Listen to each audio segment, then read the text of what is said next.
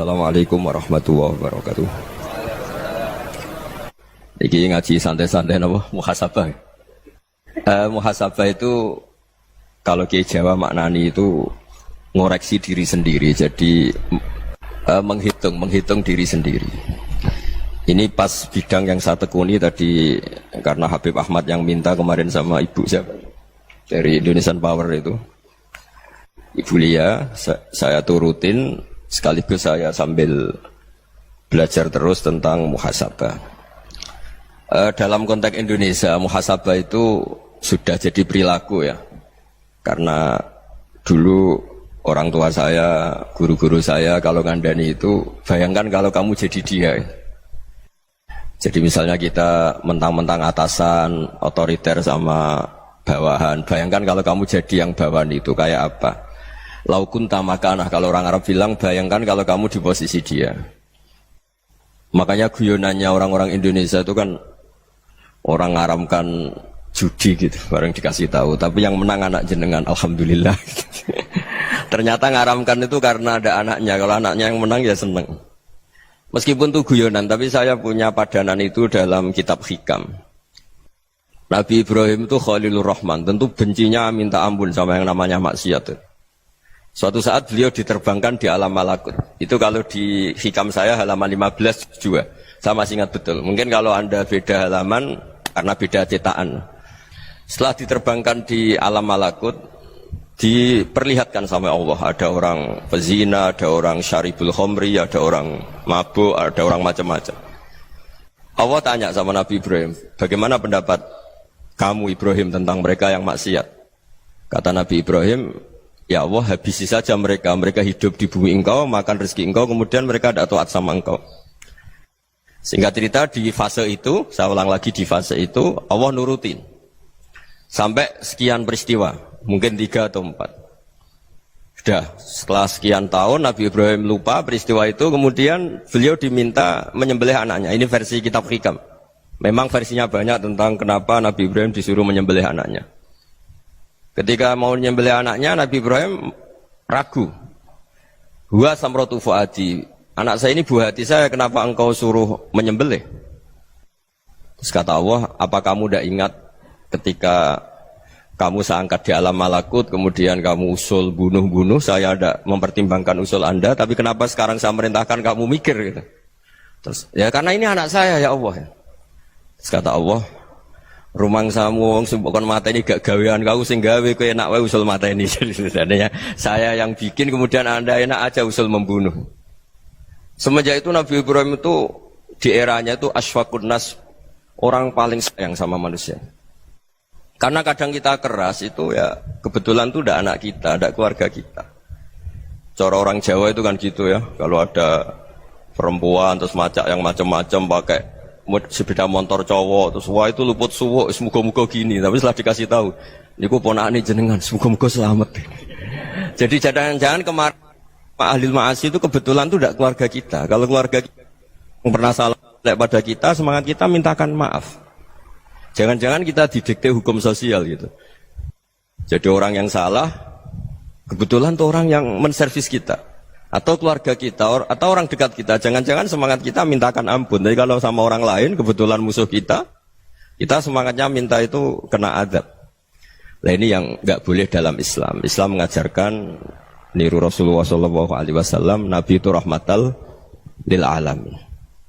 Bahkan kemarin saya ngaji virtual sama beberapa habaib, ada Habib Ali Al-Jufri dari Mesir, ya.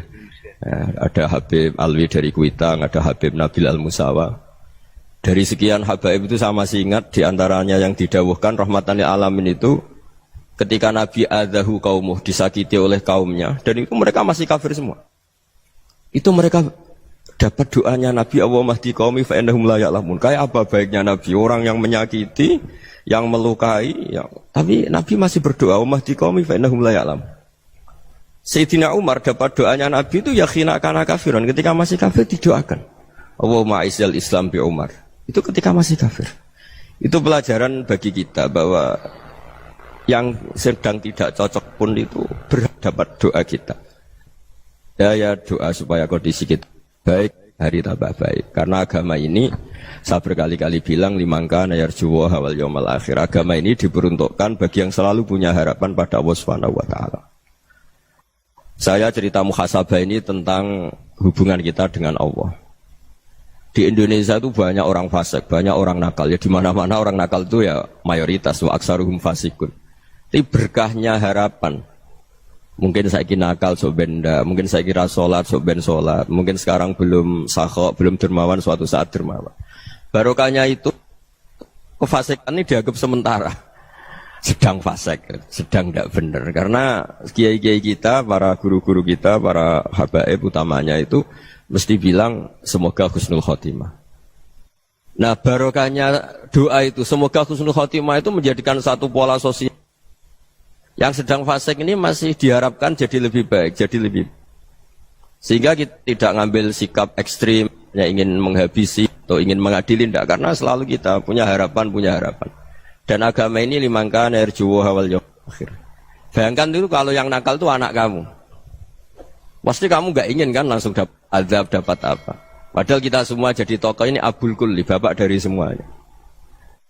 Sehingga ketika Rasulullah SAW jalan-jalan kemudian melihat perempuan sedang menyalakan api. Kalau apinya mati ditiup, anaknya dijauhkan. Nanti kalau sudah jauh dari api, anaknya digendong lagi. Terus kata Rasulullah, matur ke semua sahabat, Aro'aitum anna hadih tarihatan waladaha alan nar. Apa kamu berpendapat bahwa perempuan ini akan melemparkan anaknya ke neraka? Tidak ya Rasulullah. Tidak akan seorang ibu melemparkan anaknya ke api. Terus kata Rasulullah, Allahu arhamu min hadih biwaladiha. Allah lebih rahman, lebih rahim dibanding orang tua ini kepada anaknya. Ini yang harus kita kenalkan terus, kita kampanyakan terus. Supaya orang hubungannya dengan Allah itu nyaman, asik. Sehingga dengan demikian selalu ada harapan bahwa yang sedang nakal ini suatu saat tobat. Kita tidak boleh menghukumi pasti begini, pasti gini. Itu tidak wilayah kita. Itu juga yang dicontohkan Rasulullah SAW. Secara lahir Nabi itu nggak berkenan sama Wahsy. Karena Wahsy itu salahnya salah fatal. Karena membunuh ahabban nasi ila Rasulillah. Yaitu membunuh Sayyid Hamzah. Jadi ketika Wahsy tobat, Nabi itu nerima tobatnya. Dan ketika beliau dengan basariyahnya agak siap ketemu Wahsy karena harus ingat Sayyid Hamzah, basariyahnya diturutin. Oke, kamu iman, saya turutin, tapi jangan sering ketemu saya. Karena kalau ketemu kamu, saya masih ingat sama paman saya, Sayyid Hamzah. Kita bisa ngelola seperti itu. Kita tidak cocok sama orang, bagaimanapun mereka umat Rasulullah SAW, kita tetap mencintai mereka. Misalnya kalau beda agama, mereka sama-sama orang Indonesia, kita mencintai mereka atas nama warga Indonesia. Tapi kalau misalnya potongannya ora cocok, beda kultur, bawaannya itu mangkel no coro Jawa, ya bisa diilmoni, jangan ketemu. Wong sudah tidak cocok, ingin ketemu nyari solusi, roh ini tok seneng itu kan ya repot itu. Ya sudah kalau nggak mati cocok ya jangan sering ketemu. Dan itu kita bisa memanage seperti itu tuh bisa. Saya berkali-kali cerita tentang Imam Syafi'i. Kalau dikasih tahu ya Imam Abu Abdillah, panggilannya Imam Syafi'i, tetangga anda ini ternyata banyak yang nggak senang anda. Jawabnya beliau senang. Ya bagus kalau nggak senang saya, ndak utang saya katanya. Jadi gara-gara saman seneng aku ngatur aku ini kan. Dan mungkin saman rasa seneng kan ya enak. Jadi hidup itu dianggap happy. Kalau seneng ya teman silaturahim, kalau nggak seneng ya nggak bakal utang gitu kan. Baru kayak rasa seneng itu nggak ganggu. Gitu. Jadi dulu itu orang bisa ngelola seneng ndak seneng itu bisa. Karena ada kearifan hubungan dengan Allah Subhanahu wa ta'ala. Hidupnya selesai karena masyghul bi dzikrillah. Mereka sibuk dengan Allah. Makanya kata ulama-ulama tasawuf, kamu jangan melihat manusia perilakunya, tapi kamu juga harus ingat yang gerakkan semua itu Allah Subhanahu wa ta'ala. Dengan demikian kita farah, kita senang. Makanya Nabi kalau ngutus Anas bin Malik kemudian enggak kesampaian yang diinginkan karena Anas main, ketika garwa-garwani Nabi agak tersinggung, Nabi andaikan Allah menghendaki yang saya inginkan kesampaian, pasti itu kesampaian. Jadi dianggap kegagalan Anas enggak manggil yang dituju Nabi itu ya kersane Allah, ya enteng saja. Sayyidina Ali lebih parah lagi yang dialamin. Itu dalam beliau kalau dipanggil itu enggak cepat-cepat ke sana. Ketika ditanya, "Kenapa kamu tak panggil enggak cepat ke saya?" "Amin tu ukubatak." Karena aku tahu engkau orang baik. Orang baik itu pemaaf. Jadi makanya orang-orang soleh dulu itu bodoni itu. Makanya sekarang kalau ada orang bodoh itu mesti bidik orang soleh. Kalau orang-orang soleh itu kakean husnudzon akhirnya sering dibodohin. Abdullah bin Umar itu masyhur itu. Kalau ada budaknya sering sholat, sergap sholat itu dimerdekakan. Akhirnya enggak sholat pun pura-pura sholat. Akhirnya juga dimerdekakan. Ketika ditanya, kenapa engkau merdekakan? Padahal mereka sholatnya menipu engkau, kata pembisik-pembisik itu. Man khoda'ana lillah in khoda'na lah. Dia nipu atas nama Allah, berarti saat tertipu juga atas nama Allah. Enggak masalah dong, semuanya demi Allah Subhanahu wa ta'ala. Jadi ketika kita ketemu mensifati Allah Ta'ala itu ghafir, Allah pemaaf. Jangan kamu enggak fair untuk diri kamu nyifati Allah ghafir, pada orang lain Allah kamu sifati syadidul iqab. Jadi Allah kamu atur, kayak MC tadi ngatur saya. Jadi Allah itu apa? Kalau pada saya ghafir, kalau pada musuh saya syadidul iqab. Itu tidak fair. Kalau Anda punya harapan kepada Allah karena Allah Rahman Rahim, Allah ghafir, sebenarnya Allah pada musuh kita ya bisa saja Allah ghafir, bisa saja Allah Rahman Rahim. Sehingga kita melihat orang lain yang kita tidak cocok itu ya enteng saja. Itu min ummati Rasulillah sing tanaluhu syafa'atu, tanaluhu sa'atu rahmati, tanaluhu fair. Jangan dengan kita kayak mesti dapat rahmat. Jangan orang lain kayak Allah pasti syadidul iqab. Itu tidak boleh. Sehingga ketika ada orang Badui, singkat cerita orang Badui ini kencing di masjid. Semua sahabat membentak dia. Yang enggak bentak hanya Nabi tok. Saking mangkalnya orang ini karena semua sahabat bentak kecuali Nabi. Setelah dibenarin Nabi, terus Nabi nyuruh sabbu ali dhanuban min ma'in. Setelah disucikan masjid itu, dia berdoa keras sekali. Allahumma arhamni wa Muhammadan wa la tarham ma'ana ahadan. Ya Allah, yang berhak dapat rahmatmu hanya saya dan Nabi Muhammad, yang lainnya jangan. Karena yang lainnya itu jengkelin, gitu aja saya salah dimarah-marahin gitu. Jadi kalau kamu doa terbatas ya kayak orang Bedui ini, kayak orang Arabi. Apa kata Nabi? Laqad tahajjarta wasi'an. Allah yang rahmatnya luas menjadi kamu sempitkan. Karena kamu mau atur Allah hanya rahman pada Indonesian Power, pada NU, pada kita, yang orang lain nggak perlu dapat. Itu kan kasihan Islam, karena Islam terus nggak dimiliki semua orang. Allah tidak dimiliki semua orang, Rasulullah nggak dimiliki semua orang karena dipek NU, dipek ormas tertentu, dipek nggak boleh seperti itu. Nggak boleh takhasyar tawasian, kata Nabi, tidak boleh mempersempit zat yang rahmatnya itu luas. Ini semoga etika ini kita pakai di Indonesia. Yang sedang fase kita harapkan lebih baik.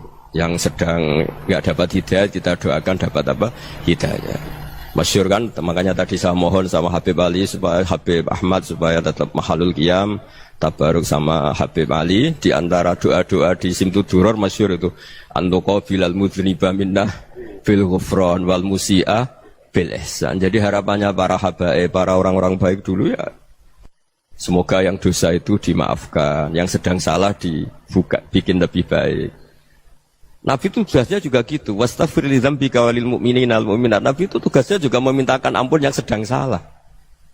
Nah ini cobalah jadi etika kita, muhasabah kita. Jadi muhasabah itu cara berpikir kita set, kita pikir ulang. Ternyata semangatnya seorang nabi itu wastaghfir li dzambika walil mu'minun. Semangatnya itu memintakan ampun. Orang ahli tafsir tahu semua kalau Nabi itu tidak mungkin dosa. Jadi itu khitabun Nabi wa urida bihi ummatu, itu khitab Nabi, tapi yang dimaksud itu umatnya, karena Nabi tidak akan mengalami dzambun, tidak akan mengalami dosa.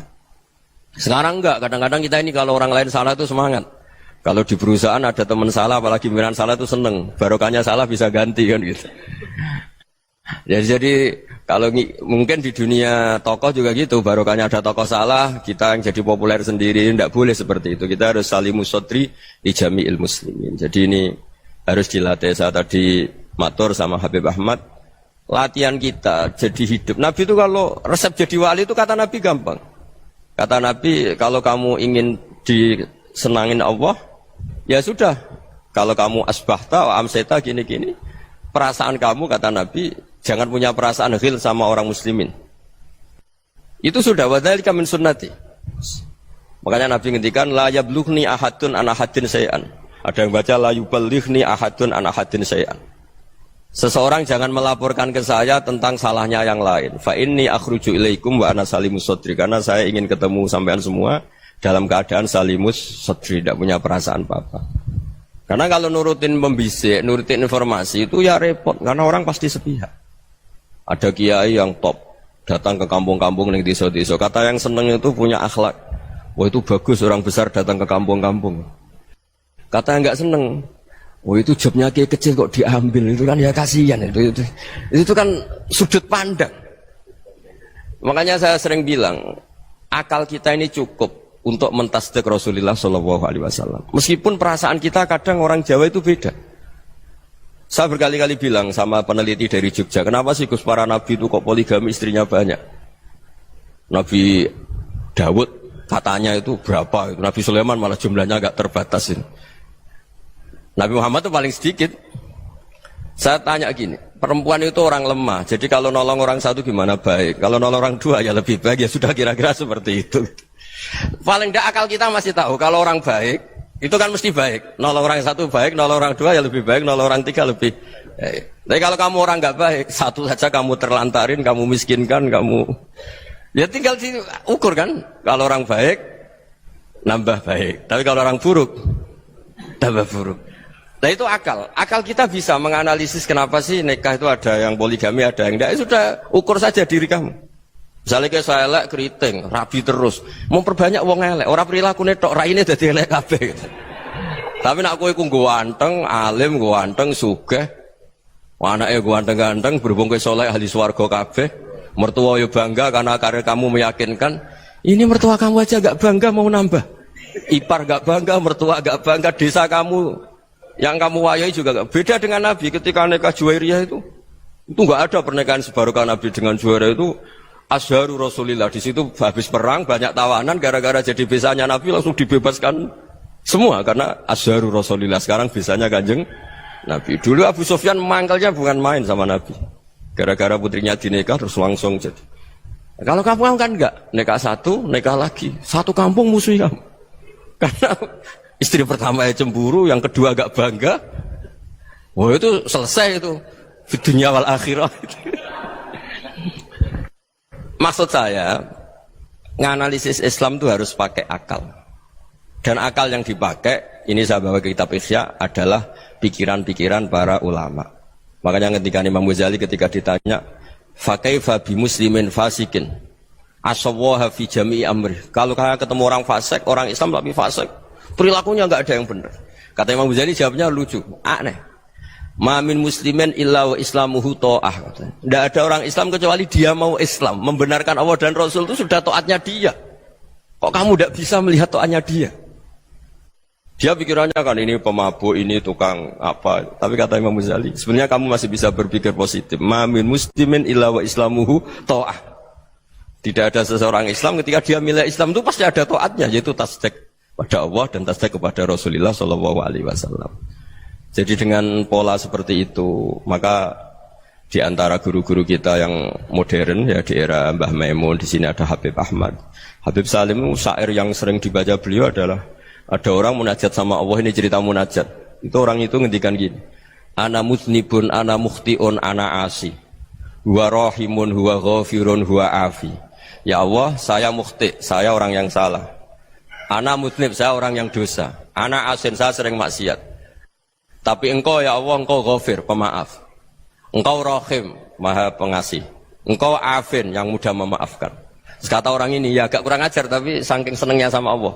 Qobal tuhunna salasatan bisalasat. Ya gini saja ya Allah, sifat engkau diadu dengan sifat saya. Engkau Tuhan, Gusti, nggak boleh kalah. Gitu. Terus wasatahliban ausofu ausofi, dan engkau pasti pemenangnya. Gitu. Jadi ada orang rayu Allah dengan cara seperti itu ya ada ya. Saya ini manusia, salah saya banyak. Engkau ampunannya banyak. Engkau Tuhan, Gusti, nggak boleh ampunan Anda, ampunan engkau kalah dengan salah saya. Nggak boleh Tuhan kok kalah. Jadi untuk supaya orang punya harapan gitu. Banyak juga wali-wali yang jadab ketika datang ke makam Rasulullah SAW. Itu kalau dongo ya agak kacau sebetulnya, cara syariat agak kacau. Ya Allah, engkau punya dua pilihan. Jika engkau menjadikan saya soleh, surah habibu, yang senang kekasihmu, yaitu Rasulullah SAW. Tapi jika engkau menjadikan saya fasik, surah adubu, yang senang itu setan. Monggo jenengan mau menyenangkan kekasih jenengan, mau menyenangkan musuh jenengan, monggo. Jenengan bebas kok memilih. Mestinya Allah ya senang menyenangkan kekasihnya. Jadi ya, intinya Allah dipaksa untuk menjadikan dia orang soleh gitu. Jadi kayak kemarin itu Pak Bu siapa yang kesini itu, kuliah ke sini itu sama Habib Ahmad. Saya pertama nggak mau, lama-lama Habib Ahmad. Ini gimana Gus? Orang taunya saya dekat jenengan, kalau nggak kasil saya waduh. Ini kayak doanya wali yang tadi. Nggak punya pilihan, nggak ada pilihan. Jadi saya mohon muhasabah itu dimulai cara berpikir.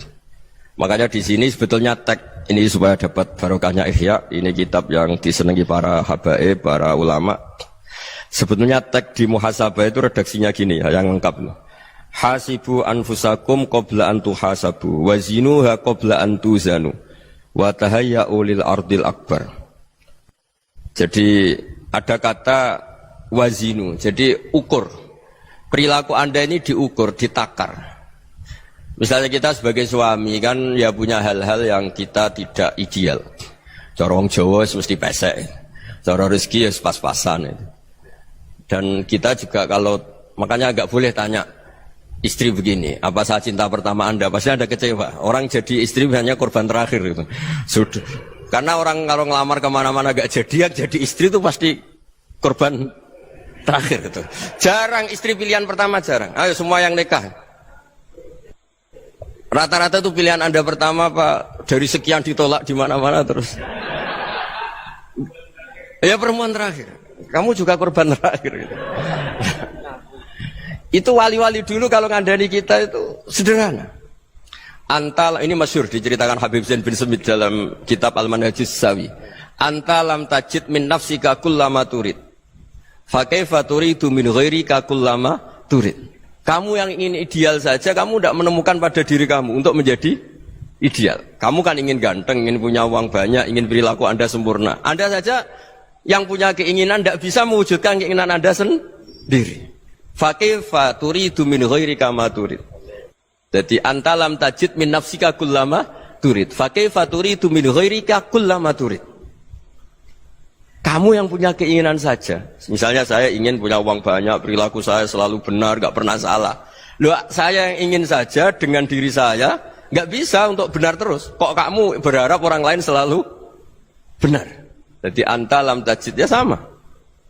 Kalau kamu menuntut istri kamu itu ramah, neriman, apa kamu neriman sama wajah istri Anda gitu? Engko ya pola neng dindi jajaki sana jajaki sini, kamu sendiri ndak kona apa.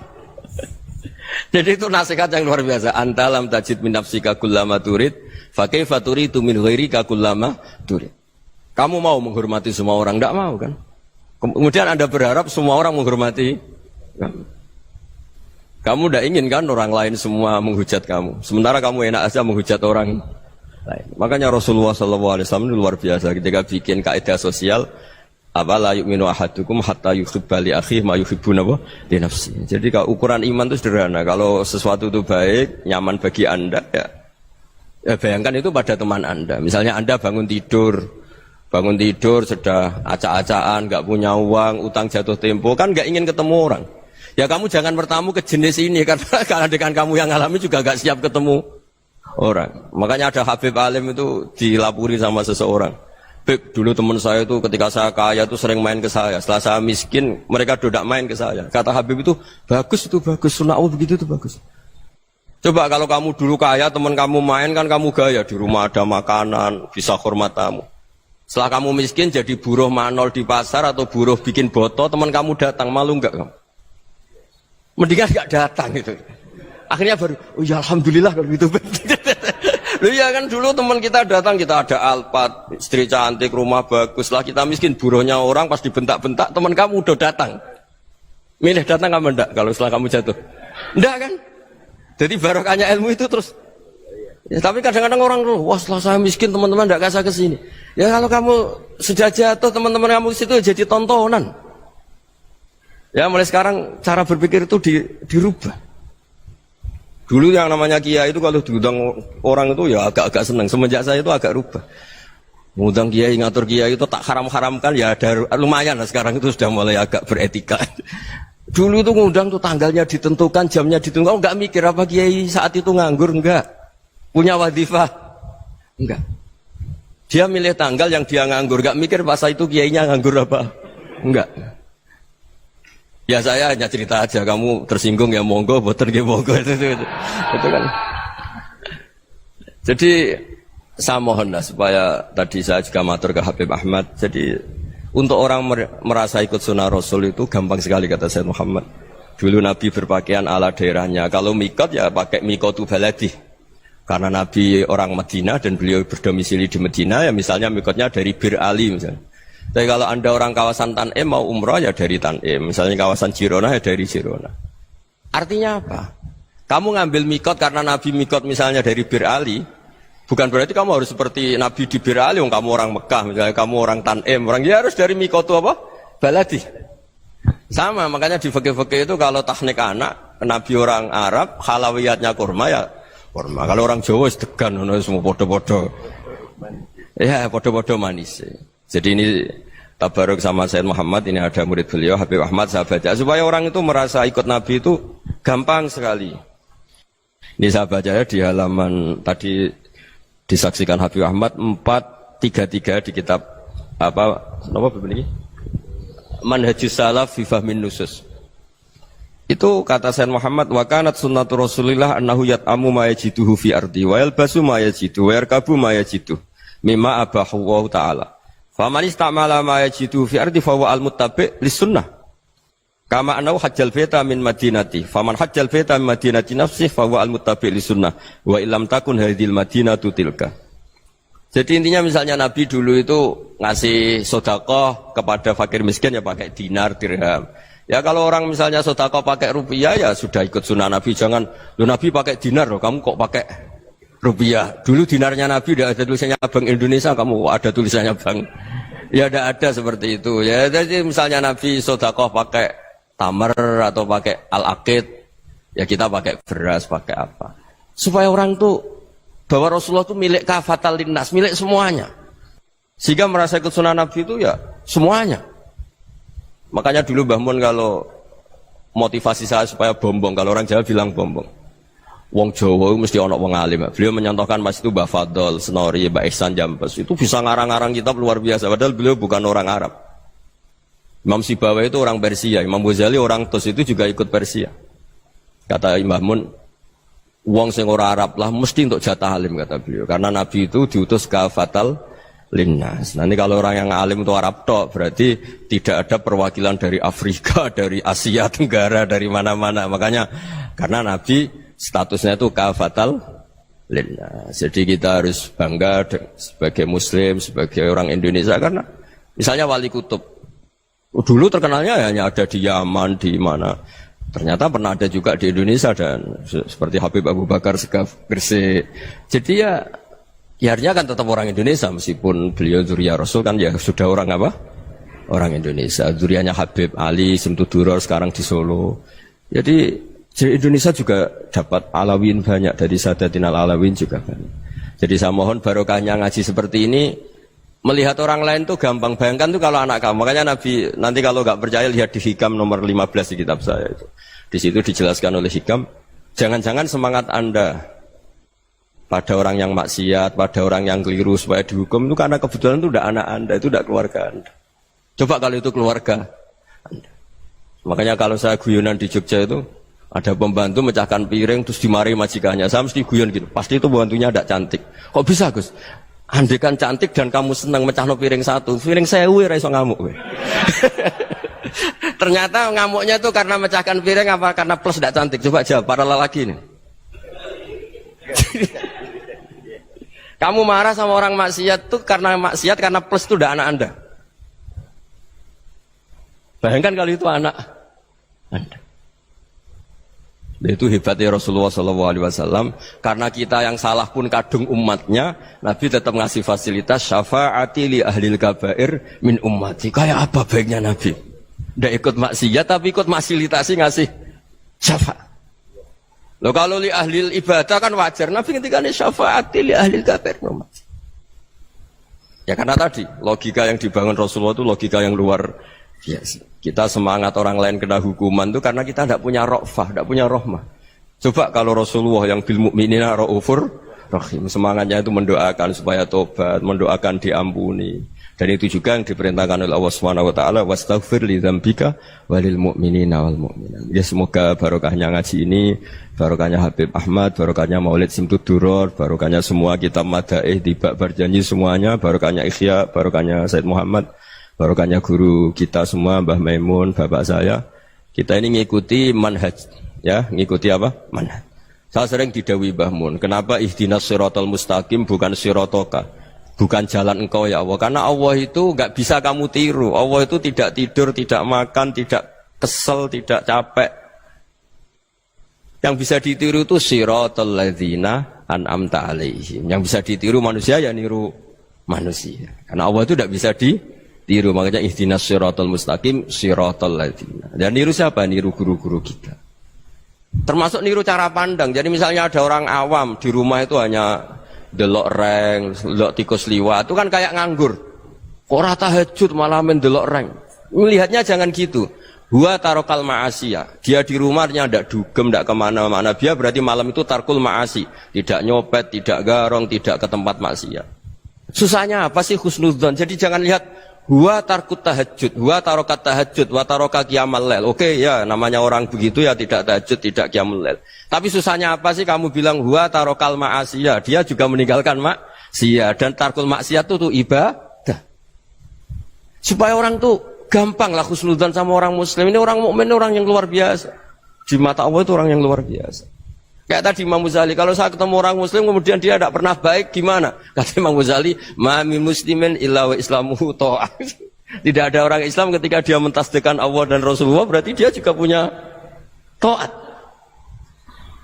Ya ini latihan saja, sing iso nglakoni Habib Ahmad kula namung cerita mawon.